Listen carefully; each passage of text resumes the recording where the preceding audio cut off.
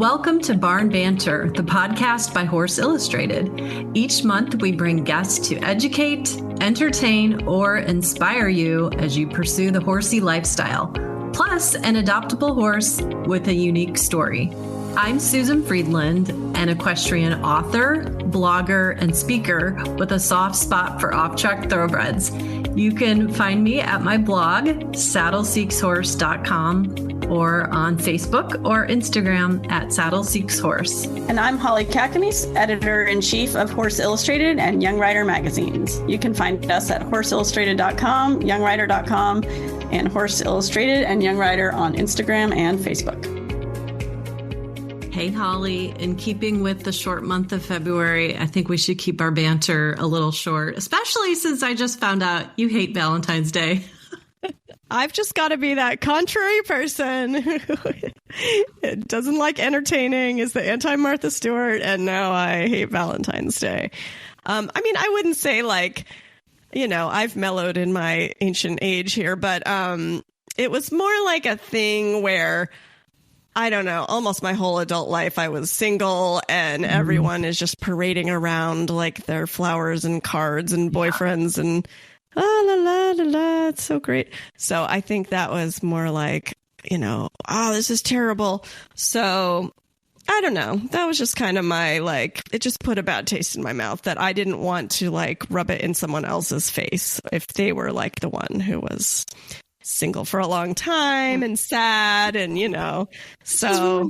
What it's really showing is not that you're a curmudgeon, but that you have an empathetic heart. And I totally get it because, as you may have heard, I wrote a book called Horses Adored and Men Endured. And it was because also for me, early in my adult years, dating was just not fun, even though it's supposed to be fun. They make it fun in the movies and, it's exciting. Yes. Great book, by the way. Highly recommend. I'm not just saying that because you're my friend and co-host, but I really, really enjoyed that book. It was so entertaining. It's not just like a laundry list of dating. It's so funny, and you just can't even believe what Susan went through. I endured, literally. But I will say it's kind of embarrassing. It's a little cringy, and I have, truth be told, so it came out, I think, in 2018.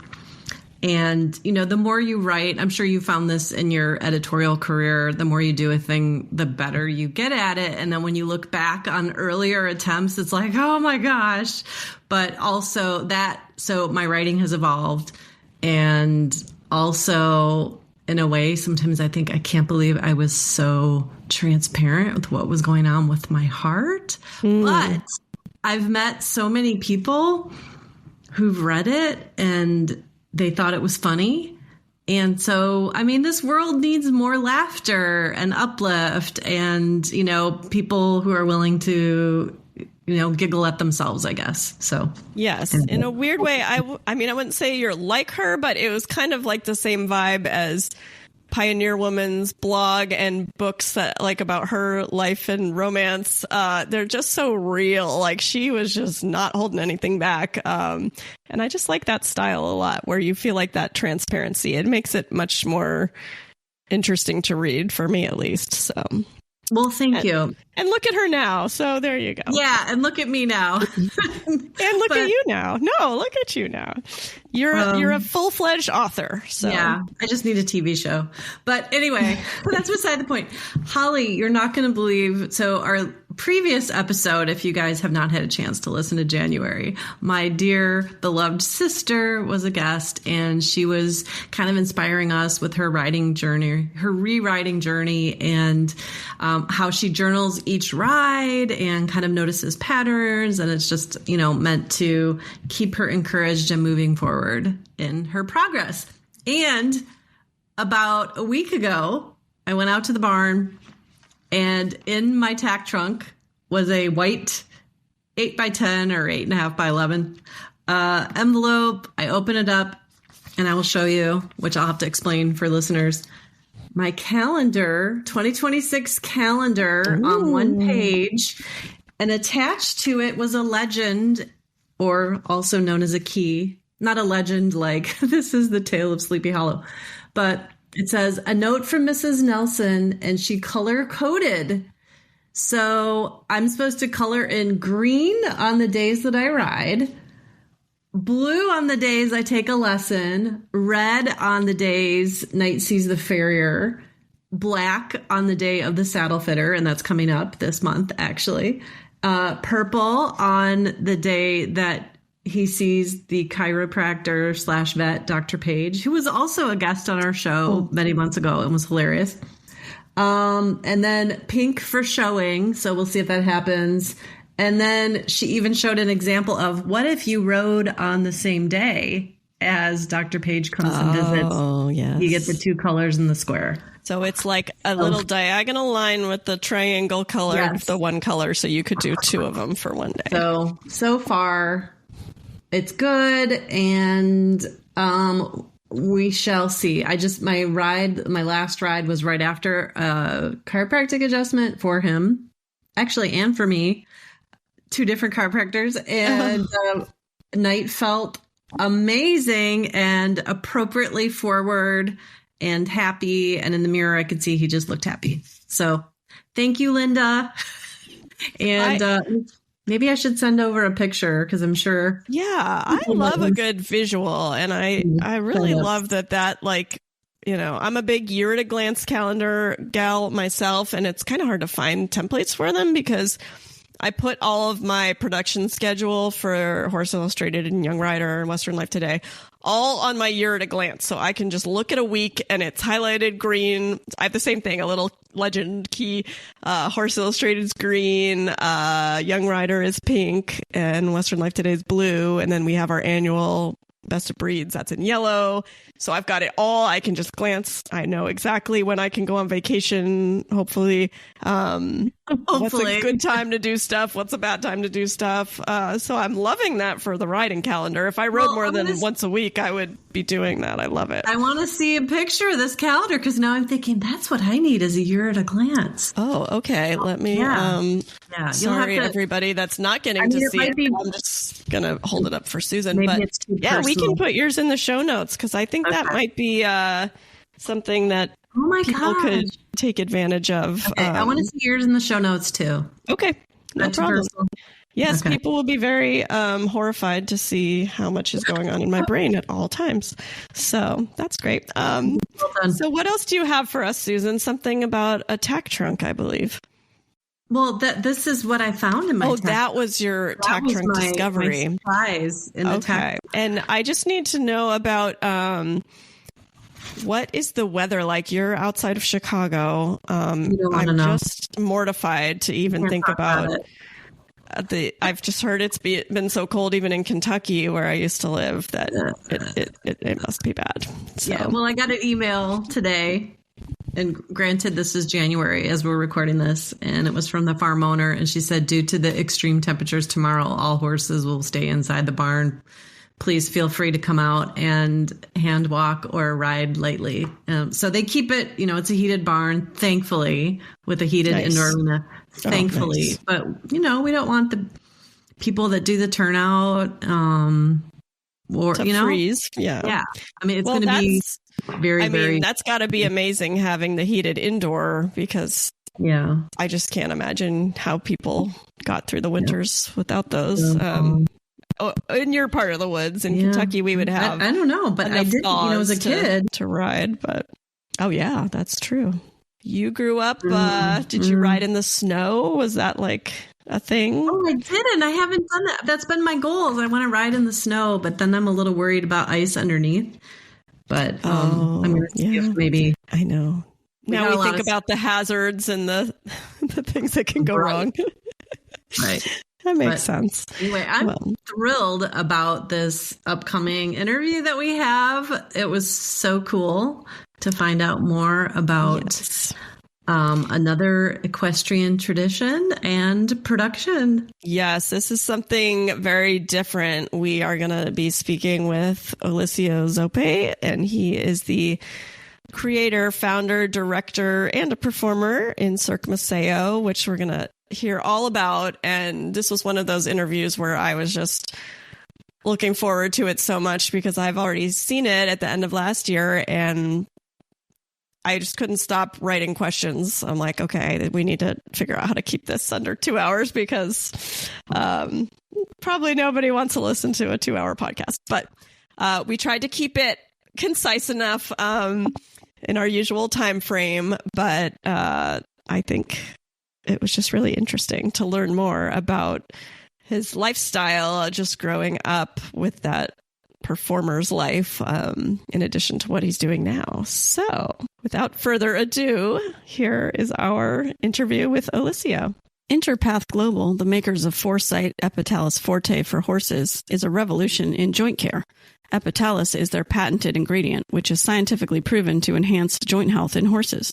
Supported by world-class research, it is easily digestible and readily absorbed into the body.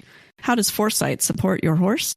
It supports normal joint function, mobility, and flexibility, helps maintain the health and resiliency of joints and connective tissue, supports normal recovery capacity post-work, aids with maintaining healthy cartilage development, may help address occasional gait irregularity and unwillingness to travel forward, supports normal movement patterns, helps maintain career longevity and competitive edge, eases joint stiffness due to normal daily exercise and activity, and supports ability to meet performance demands. An innovative approach to joint health made possible through research, dedication, and continued improvement. Now available through Olivet, Amazon, Chewy, Smart Equine, and TractorSupply.com. And joining us today, I'm very excited for our first guest, Olissio Zoppe, and he is the owner, the director, and a performer in Cirque Museo, which is an equestrian.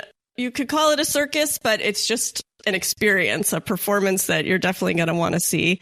I was lucky enough to go see it in Temecula, California at the end of last year and had a wonderful time.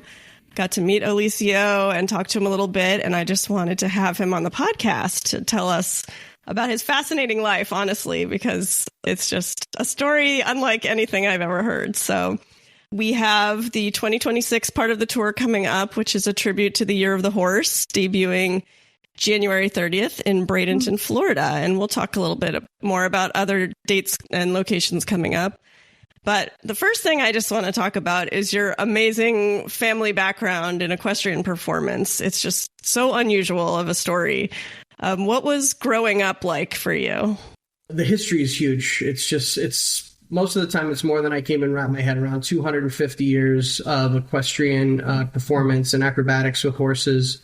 I come from the two biggest circus families in Italy that were only known for bareback riding, which is, one of the original acts of the circus. It's the reason why the circus ring was created. It's the reason why the circus ring is the size that it is. So it's basically really the roots of circus and live equestrian performance. So my family, my mother's family are the Zamperillas, and they come from the same part of Italy as the Zoppes. And these two families have been intertwined through their whole existence. And so having uncles, aunts, grandparents, great-grandparents, and then going on further than that, knowing what they accomplished on the backs of horses and the types of horses that they used and how different family members preferred one type of horse over another. And it's just, it was almost a history lesson, all the time, learning and talking about family. And then, from that, trying to find our own style and creating our own stamp on the art that our family's always been known for. So it's, I guess the short answer is I never had to really guess what I wanted to do when I was a kid. There was no question. I wanted to perform with horses. So that's been my biggest passion. And I've seen photos of you as a kid doing some of that acrobatic performing. Were you in the show as a child, or did you sort of have a normal childhood, or were you just always traveling? How did that all work? So I was born while my parents were on tour. We were in Tucson, Arizona, of all places. And, as soon as I came home from the hospital, the first thing they did was set me up on one of our big percherons and take a photo. So I was probably a couple of days old, 3 days old maybe. And the same has gone for my own daughter. She came home from the hospital and she was 3 days old, and I was doing a show in Sarasota, which is the town that, we live close to. And she went right from the hospital and came right to the show, and I put her on the horse in front of 1,500 people. So that was her first experience in front of the audience. So it's really from birth. And it's I don't even know how to describe it. It's just probably the best thing in the world to carry on something so sacred, So has that been always part of your life then? You were always performing and you weren't thinking about maybe I'll do something else for my career. You were all in.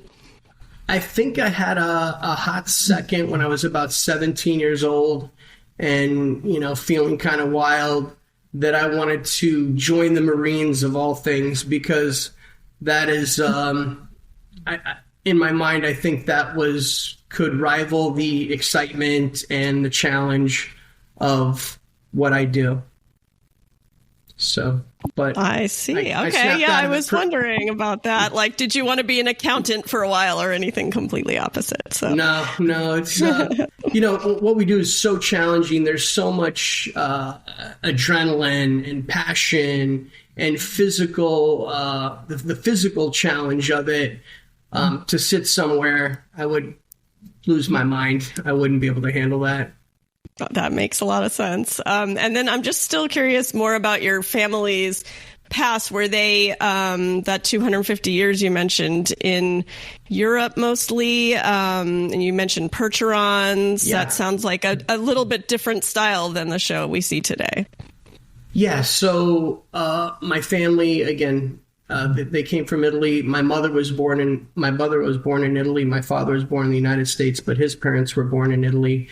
So my mother's a first generation American. And so it's always been in Italy. The majority of our family is still there. They still live in Treviso in the Veneto region of Italy, which is near Venice. And my family used percherons for most of the 250 years. That was the preferred bareback horse for, standing on the backs of and doing somersaults and building pyramids.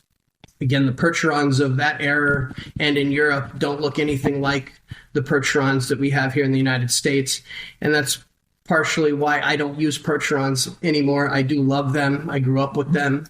But the breed has changed so dramatically that they're not short, stocky workhorses anymore. They're hot-blooded, giant thoroughbreds that are 19 hands tall, basically, is what they've bred them into being. So they're not really usable. So the horses that I look for are the traditional size, which would be like a Suffolk Punch or even a Brabant, or something, a throwback from the old line, which would be, under, 16 hands or under. That's interesting you say that. We just did a profile on percherons within the last year, and it mentioned that very hot, fiery show horse, which kind of surprised me, 19 hands tall, like you said. And it is a little different. My one experience in vaulting was a horse camp that I went to and later worked at, and they had me teaching the vaulting too, because I knew a little bit. But it was always on Belgians, and they were just so, kind of slow and sweet, and definitely not that fiery temperament, but nice big back to stand up on. So, and again, the percheron out of all the draft horses is supposed to be the one with the hottest, temperament, because they're supposed to have the most Arabian in them. The Belgian is more relaxed, but also the Belgian is still, in the United States, they're still 18, 19 hands tall, which is way bigger than we'd like to use. So yes, it's very hard to get up there. Is when you're cantering in the circus ring and you're using a traditional size draft horse, which is, between 15 and 16 hands, the circus ring makes sense. The 42 foot in diameter or 44 foot. Then you get a large horse like a 19 hand horse. It's all leg, and it makes it a lot more difficult for them to canter in a smaller space. And then the cadence of their canter is not as consistent because they're working harder to stay in that canter. So consistency is, for bareback riding, is the name of the game. You want a horse with a nice, easy tempo and that's as consistent as possible, especially when you're going to do a back somersault on a horse. You don't want to have him take a missed stride or a short stride or anything like that. You need to know that the tempo is the same, so you're able to depart on schedule. I'm into the uniqueness of the breeds, and I'm actually holding here my vintage Marguerite Henry album of horses, and there's the picture of the Suffolk Punch, and I've never seen one in real life. So was it hard to, and I think it's an endangered breed, was it hard to find yours? Do you have more than one? Or maybe you can tell us, shine a light a little bit upon them. So in 2009, I bought a pair. And one was, I still have him to this day. He's retired now. His name's Guido. And he was my, I get emotional. He was just so good, you know. And it's like impossible to replace him. So, but I have another young Suffolk Punch, a 7-year-old. And he's not quite as soft and as cuddly as Guido. He was a stallion when I got him. I got him in Jackson, Wyoming. And he had done some breeding, so that, I think, changed his temperament a little bit. But he's the short, stocky, traditional size. And that's really what we look for. I mean, but again, you might have the great conformation, but then the mind is not there. You know, the mind is a little too hot or too lazy. So finding bareback horses is, out of all the disciplines of horses and types of horses, disciplines of, performance that we have with horses in the show, the bareback horses are the most difficult to find the right one, and they also take the longest to train. And you wouldn't think that was the case because, he's just cantering in a circle, and no, but there's a lot that goes into that. And you have such an impressive array of breeds in the show, which I want to touch on later. Go ahead, Susan. Well, I just, so I watched a little video before we got on here to talk, and you guys are, I feel like a mere mortal. The acrobatics, and there was one where a person, I'm probably not describing this the way you would, but is basically flipping in the air, starting on one horse and then landing on another horse. And so I was just curious, you were talking about training and it takes a while to train. Like, where would be the first step to train both the human performer and a horse to get used to that kind of thing? Is it just years and years of groundwork? And you take a little baby doll, a fake doll, or like... So it's basically just common horse sense. So, you start a horse, sitting, going around the ring at the walk, and then eventually at the trot, and then, kind of focus on the trot. We kind of focus on the trot for a while because it's obviously a slower speed. It's a little bit more difficult for them to do something, I guess, I don't want to say evasive, but it's more difficult for them to surprise you at the trot, whether it be a buck. If they're at the canter and you're starting to go on your knees on them, they may speed up. They may start pitching a little bit on their hind end. At the trot, they're more relaxed, and it's almost a more calming type of tempo, and you're able to just start moving around on them. And then, when they're super comfortable with that and you're standing on them at the trot and doing small jumps, then you slowly break it into the canter, and then you start all over. The cycle starts all over. So then you start with the knees and all the little stuff, and then you eventually work up to standing, near the girth, and then you slowly work your way back, because once you get onto the hindquarters, that also triggers them a little bit to, they want to give a little bit more push because the weight is on their hindquarters. But it's actually the best place to stand when you watch equestrian vaulting. That came from bareback riding, and it's like a spinoff. It's much less evolved than bareback riding. Bareback riding's been around for 300 years or something. Vaulting's been around for about 60 years, I think. But standing in the middle of the horse's back is, there's not a whole lot of support there. Obviously, they're in the middle of the back. When you stand on the hindquarters of the horse, it's all muscle, and that's where all the power is, and that's where all the tempo is. So you don't see the type of high jumps and high somersaults, or even somersaults really landing back on the same horse and vaulting, because their technique is flawed. They're doing it the hard way, standing in the middle of the horse's back. And then also, if you want to do an adjustment after a big jump and you're standing at the roller or the surcingle, there's nowhere to go. You're at the end. So we do the somersault on the hindquarters. We're able to gain the somersault, get much more height, and then land and take a step forward if we need to catch it or whatever the case is.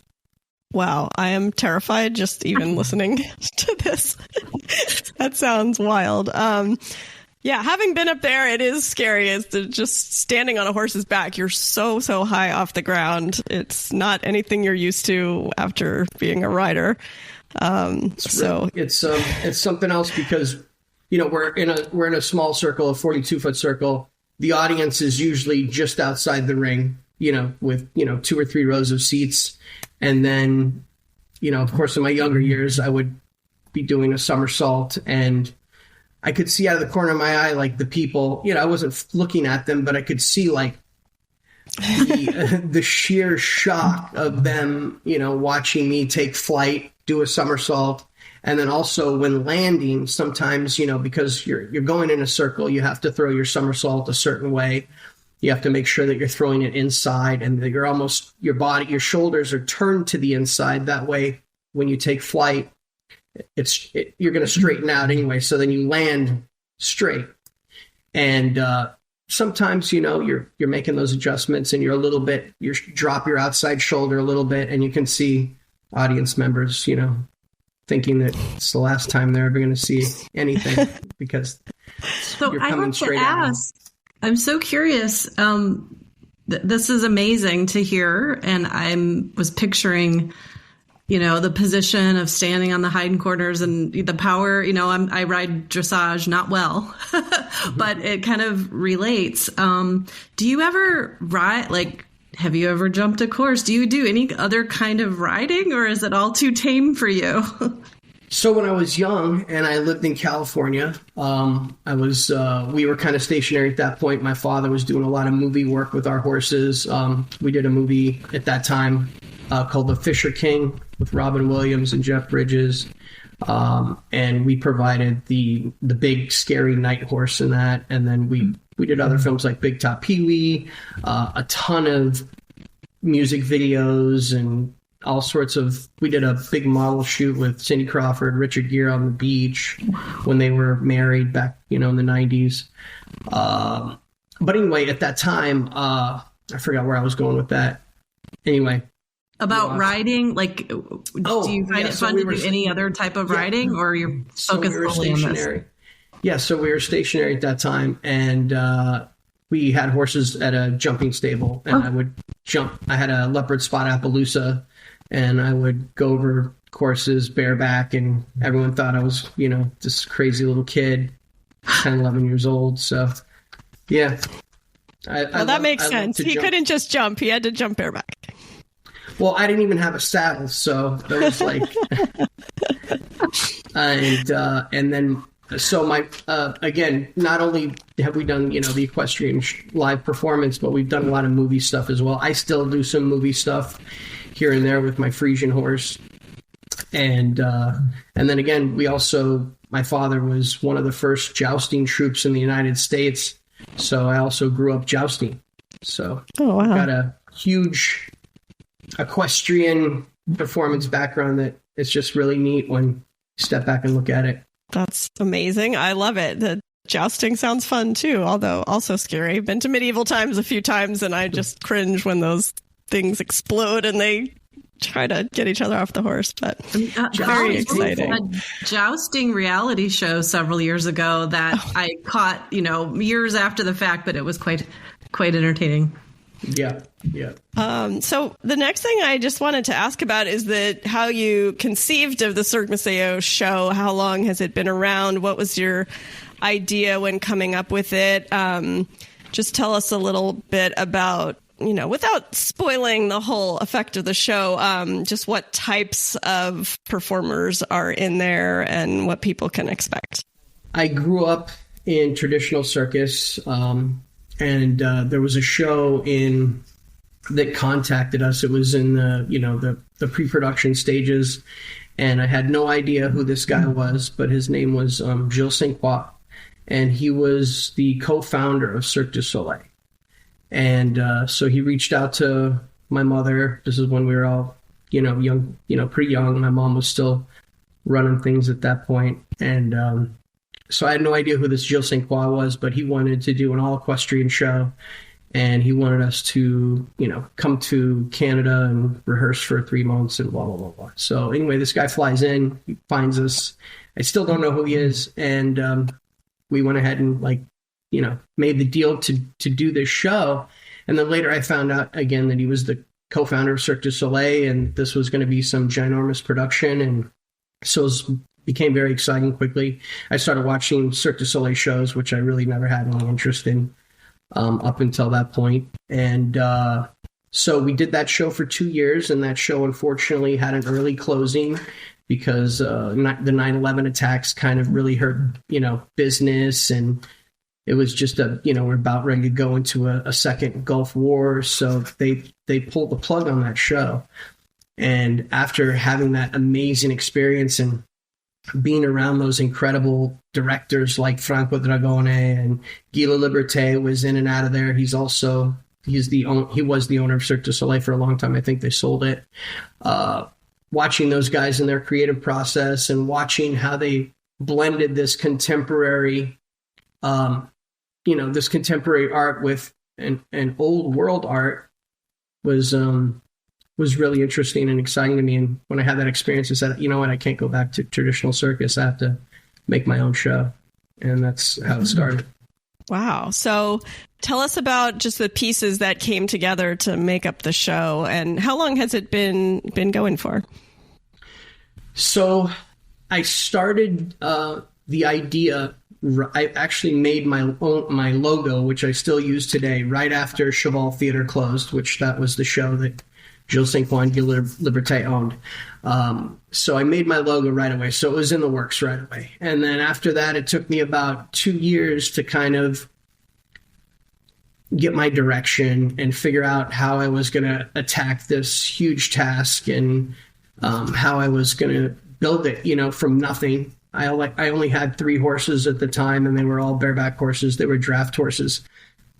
So my brothers and I we're multi-talented with, Roman riding, bareback riding, Cossack riding. I rode classical dressage when I was a kid.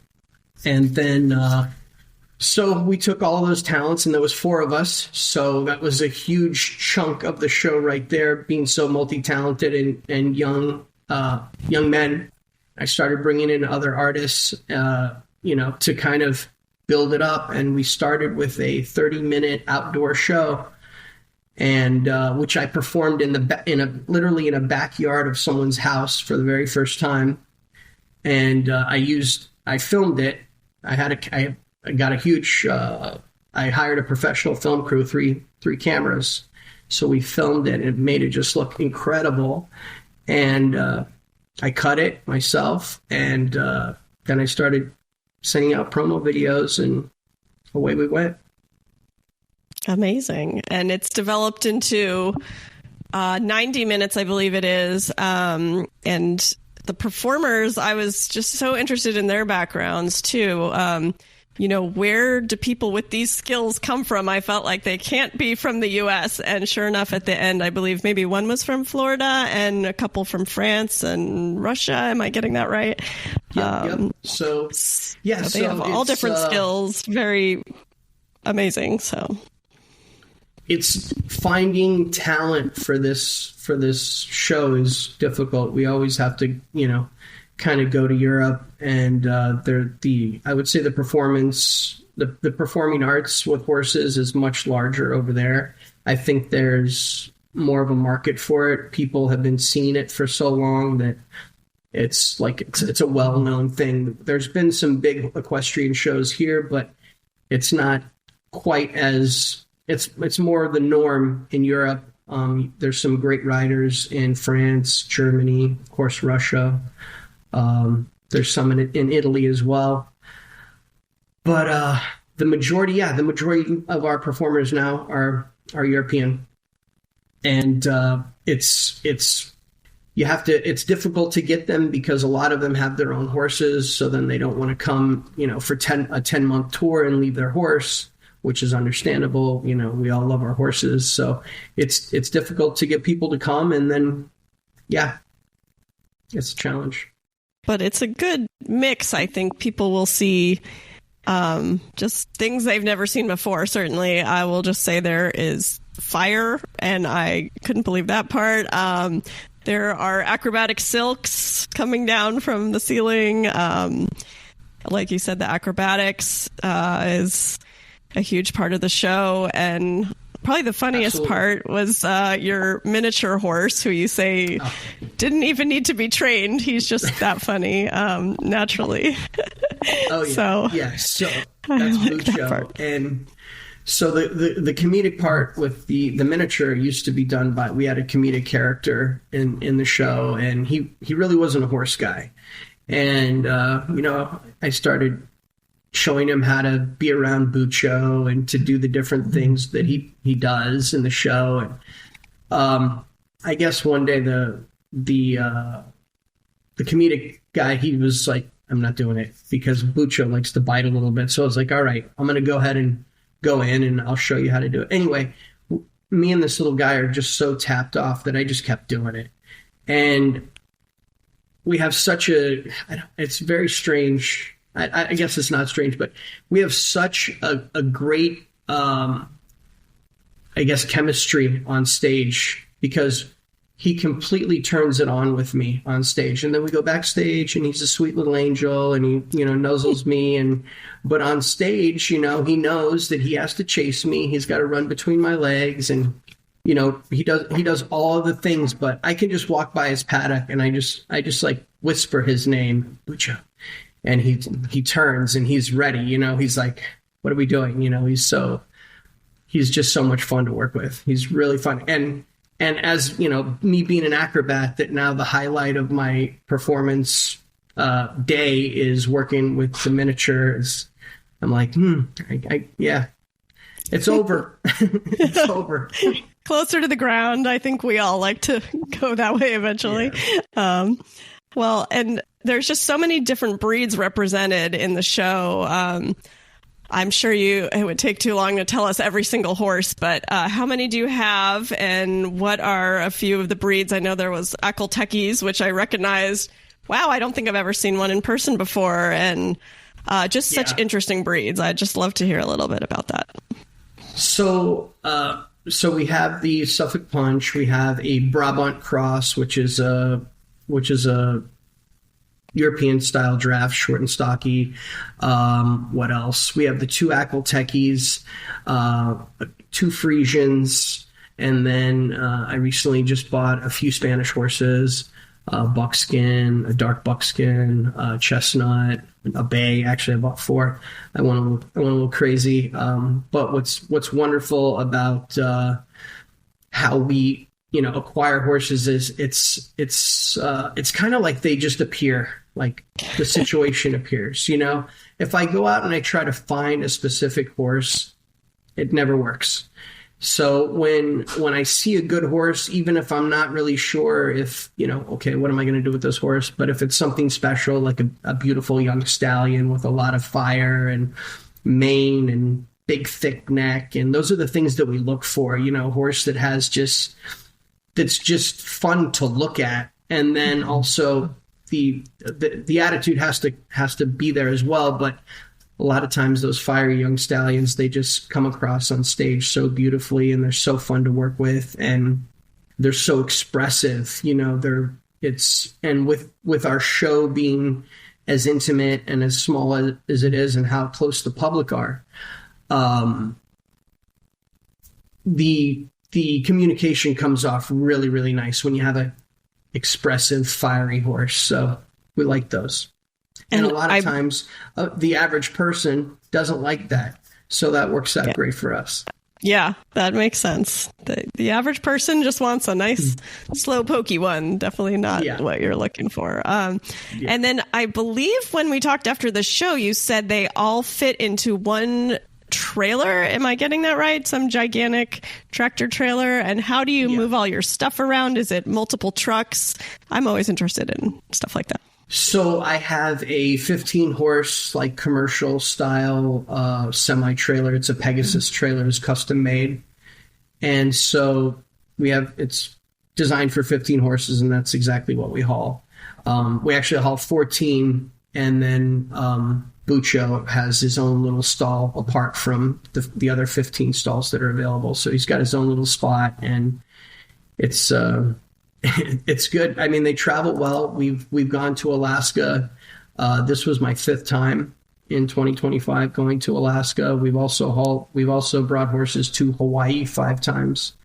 So travel is, you have to know how to haul horses. You have to know how to keep them healthy. You have to know how to keep them happy.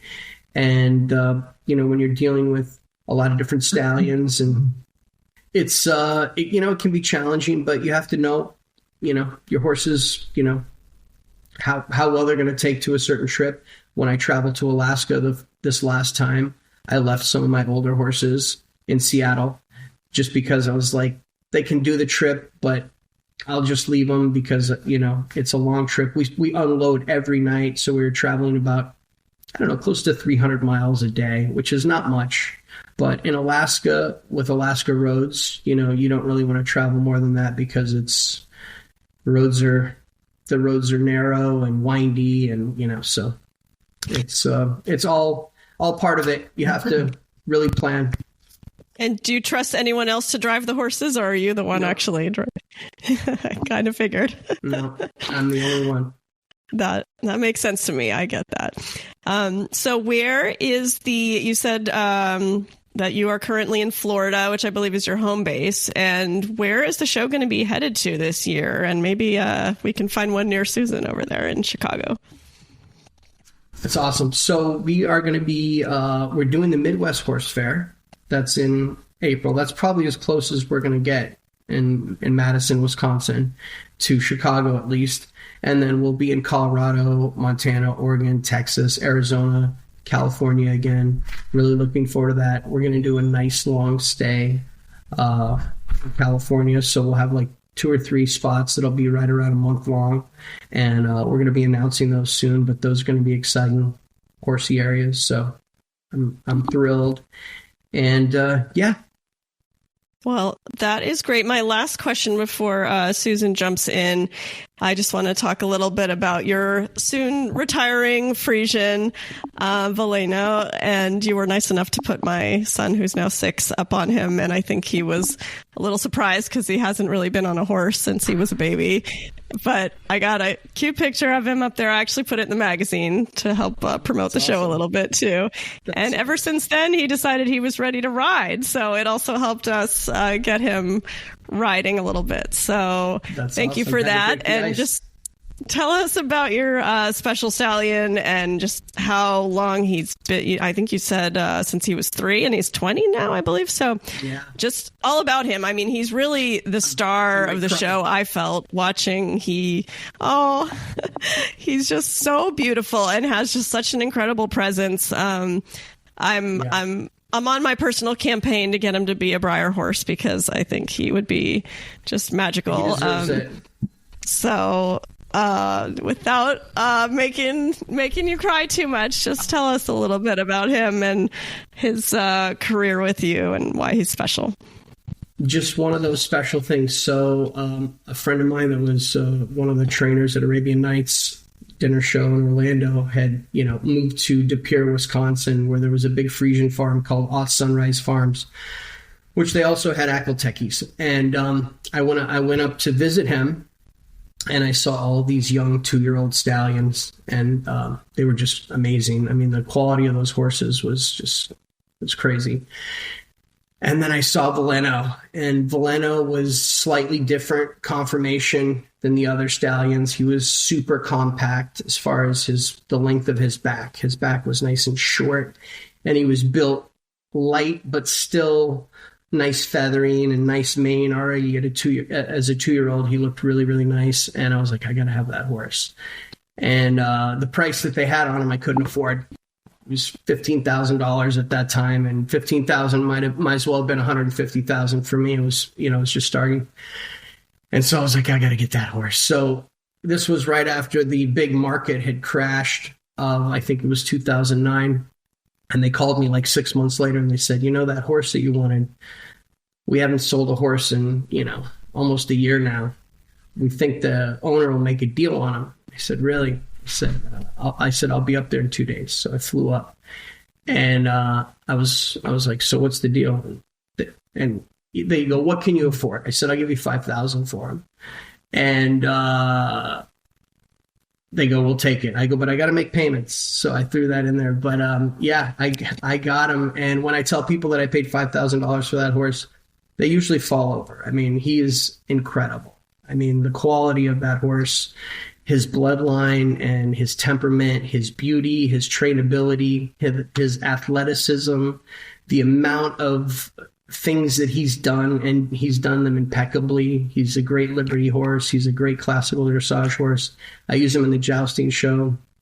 I do all sorts of film shoots with him, whether it's a movie, a music video, a commercial. He's on set. He's in a closed studio with all sorts of theatrical lighting and actors and, key grips running around, and he's just solid as a rock, and he's always been that way.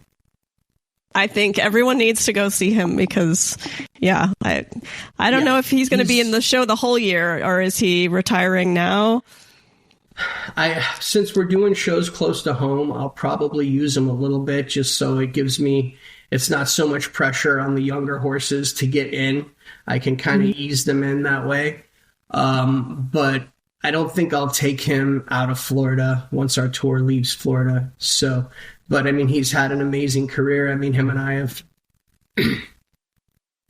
been sharing the stage for 17 years. So, wow, that's amazing. That's a great legacy that he, has contributed. And I know you have a younger Frisian up and coming in the show as well. So people will still get a little taste of Frisian in there. So I still haven't found that other Veleno. I don't think I ever will.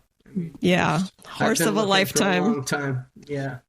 Absolutely. Well, Susan, I know you had some questions as well, so I will hand it over to you. So I'm curious about the Akelteki.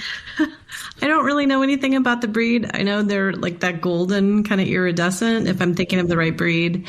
But what are their personalities like, and what do they do in the show? I don't think of them as being kind of beefy. So are they used for another purpose? So the Akeltekis, I originally bought them. So the Akelteki, the breed, the breed history, the horse Bucephalus that was ridden by Alexander the Great, and the first great thing that he did was he broke this unbreakable horse named Bucephalus. They say that Bucephalus was an Akelteki. I don't know if that's true, but that's kind of the story. So they're a very primitive breed. There's a debate on whether the Akelteki, which is older, the Akelteki or the Arabian. I would say they're definitely a war horse. They're super hardy. They're very brave. The endurance is incredible. They're known to be tough. All the Russian guys that I knew when I was like on Cheval Theater, I always spoke to the Cossack guys on what breeds they like to use. And the Akelteki a lot of times was not their first choice, just because it's one of those breeds that was like super available, but they're a little hot, a little bit unpredictable, kind of almost a little thoroughbred Arabian kind of mentality. The two that I have, I would absolutely say that that's not true. I think they were raised just really, really well and handled at a very young age. The lady that bred these horses, Anne-Rita Eybold, she's from Friday Harbor, Washington. And that's where these horses came from. And they were just, beautifully handled, and they were just so sweet and super easy to train. And I can't say enough good things about them, but I think a lot of that has to do with the way they were brought up. So I think it's important, if you get an ACLTech, you get it young. Did you say get it young or a gelding? Get it young. Get it young. Okay. Yeah. So we have two. We have a buckskin stallion, and then we also have a Perlino gelding. And they perform together in a Liberty Act, and they're best buds. They're out in the field together. They perform together. So I've got to come see your show when it comes to Wisconsin.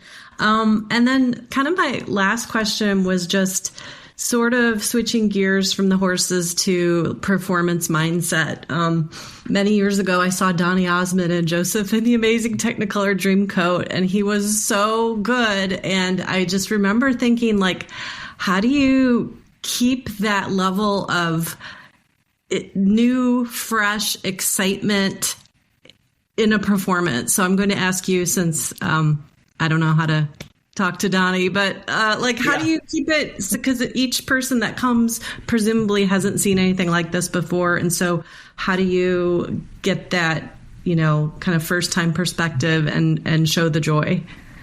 I think it's the first thing is, I choose performers, much like myself, people that have a deep, deep passion and love for performing, and that have a desire to connect with the audience each and every show.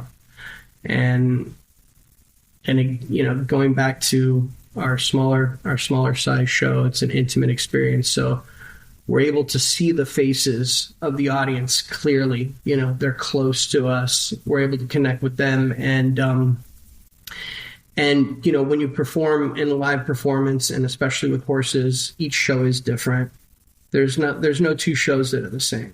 Right? There's different variations. There's different challenges. There's constant adjustment. From the temperature to the way the horses are behaving in that temperature to the way you feel, and there's just always this adjustment. So it's definitely a new experience each and every show, and we have a lot of audience members that come back 2 and 3 times because they say, every time we watch the show, it's different. Well, because it is. It's just it's a new set of challenges and excitement, and we find joy in all of that, every day. Susan, that's a really good question. Once you said that, I was like, you know what, that's true. If you do the same performance, you would think, oh, well, you'll just at some point be kind of going through the motions. But I agree. I felt that way, that, the performers were all just very lit up with excitement, and the intimate venue, I think, contributes just something very different than I've ever seen. I've been to Cirque du Soleil and Barnum and Bailey and all those, and they're just, you're 10 miles away from the performers. You can't see their faces really. So just being up so close, I was like 1 row back from the wall and just could see everything. So I think it's very different and very cool. So I think people are going to love it. And we, we'll link to your website and your tour schedule for sure once that's ready to go, so people can check that out and come see you. So I highly recommend it. And thank you so much for your time today, Olissio. We really appreciate it. Thank you. For special rates on Horse Illustrated and Young Rider magazine subscriptions just for our podcast listeners, visit horseillustrated.com/barnbanter. And joining us today to talk about the Adoptable Horse of the Month is Angie Alspaugh. She's the executive director of Easy R Equine Rescue, and that's in Lubbock, Texas. Yes, Angie, thank you for joining us today. Thank you so much. I'm pleased to be here. And this month's horse is just the cutest black and white pinto. His name is Jake, and I believe he might be a gypsy cross, but he's got that long mane, and he is just adorable. But I know there's a lot to talk about with him. So can you tell us his background and then we can get into his suitability and all that kind of stuff. Sure, yes. He is adorable. He actually has been with us for a little over a year. There's a smaller rescue that had been operating for about 25 years up in the panhandle of Texas.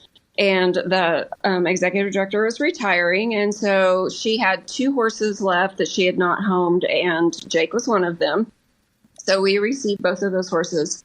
He is a Gypsy Vanner cross. We're not sure what he's crossed with. I'm tempted to do a tail sample and see what all he's got in him. But he is definitely a bigger boy. I said 15-1. He could be bigger. He's young. He's probably about 8 or 9 years old. And so, yeah, he's been with us. He's an easy keeper. He is very friendly, sometimes too friendly. So he needs somebody who can kind of hold their own. He's very curious. He wants to be in your business, see if you've got treats. He just has been a pleasure for our foster family up to this point. So he is companion only. And could you tell us about his just his physical issues and whether they need like ongoing, do they need medication, or is it just as far as just not riding him? So he has been diagnosed with the DSLD, which is the degenerative suspensory ligament desmitis, and which is very sad for this horse because he's young, he's healthy, he has been trained under saddle and has been ridden. So I'm not sure how much people are familiar with DSLD, but it is a breakdown in the suspensory ligament. Can be on any of the legs. Right now, he's got it evidenced on his back 2 legs. So it causes the fetlocks to drop closer to the ground. So we've consulted with a veterinarian, and really kind of the bottom line is it's not safe for him or a rider.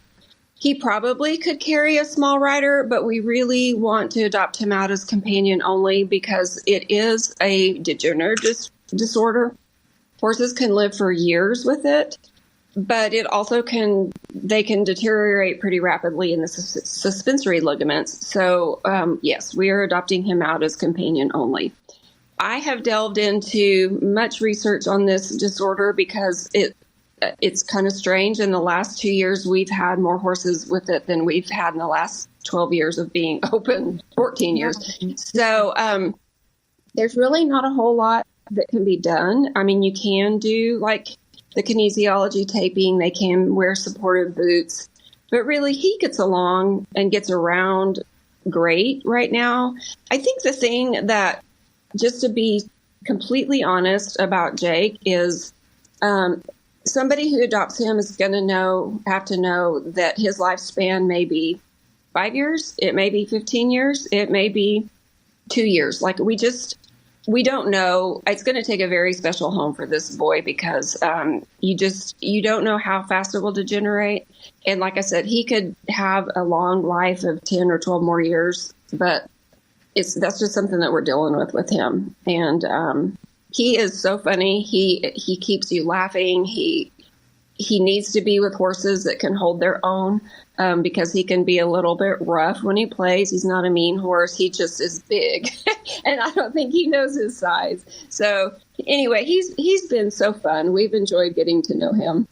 Well, it sounds like he could be a good companion for someone that needs a younger horse companion. A lot of the companion only are retired seniors that can't handle the, more rambunctious pushing around, but it sounds like he can hold his own there. So that might be something to consider. And, anyone who just likes that grooming time, he definitely, he's got a lot of white and that long mane. You can. His mane, it's crazy. I need to measure it, but it's at least 3 feet long, I know, in the longest place. Yeah, it's incredible. And hopefully people will go check out his pictures. And maybe if he's not for you, somebody who's looking for a horse like this. And Texas is great because it's right in the middle. So, anyone with a trailer can pretty much reach Texas if they like to drive. So, yes. That's always a good thing. And then, so I'm not as familiar with EZR, Equine Rescue. Can you tell us just how you got started and how many horses you have? Do you have other animals? All that kind of stuff. Any specialization in types of horse, that kind of thing? Well, we have been operating since 2009. And we, at this point, are foster home based only. So we don't have a main facility. My husband and I are a foster home. But we have about 6 or 7 foster homes in the county around us within about a 20-mile radius outside of Lubbock. So we are delighted that we have such great fosters. It's people who know horses, know how to take care of them, have the appropriate facilities, and help us promote them and facilitate visits so people can get to know them. We only have horses and donkeys. And so we don't really have any other farm animals, so we do specialize in really any kind of horse. We've taken them all. We currently have 18 horses in the rescue, and some are on trial adoption periods, so we're super excited about that. We historically have worked with law enforcement a lot in our area. The success rate of that kind of depends on the particular law enforcement agents that are on staff at the time. We have honestly had so many inquiries the last year for owner surrenders. And so we use a lot of discretion about those, but a lot of our horses in the last, I would say 2 or 3 years, are owner surrenders. All right. Well, that's good to know, that people are, I think, coming to a horse rescue first, as opposed to just going to the auction, and dumping up a horse there. So, even if it's more, I think in some ways, maybe it's good that they're coming to, find a soft landing. So that's why, for sure, why we're spotlighting adoptable horses. We really want to, kind of give the full range of what's out there all across the country, companion riding, all different ages and breeds. So he's a fun one because I don't think we've ever had a gypsy cross or a horse that looks like him. So yeah, well, neither have we. So well, and one thing I'll say about the owner surrenders is we do a lot of kind of consulting with people who call us because they may not really need to surrender their horse. They may just need some temporary financial assistance, or they may need some counsel on euthanasia, if that's really kind of what is best for the horse at the time. And so I spent a lot of time just kind of walking people through those steps. Sometimes they still want to surrender, and sometimes they opt for other possibilities for their horse. So we definitely want to be open, even just for consults with people about really kind of what is the next best and most merciful thing for their horse at the time. Well, that's a wonderful service. And I'm really glad you brought that up because I don't think we've really talked about that much on this segment before. So, anybody that's in your area, or even if you're not, if you have questions, it sounds like you guys are a good resource and you're happy to talk about the options. So yes, very happy to help. That's great to know. So Angela, thank you so much for your time today. We really appreciate it. Yes, absolutely. Thank you for having me on. And if anybody has questions about Jake, I'll be more than happy to talk to them about him. Awesome. And we'll have the Right Horse link to him in our show notes. And that has all your contact info on that page. So yes, hopefully he'll find his perfect home here. Yeah. Thank you, Holly. Don't be shy. Show us some barn banter love by leaving a review, and you can tell all your friends too.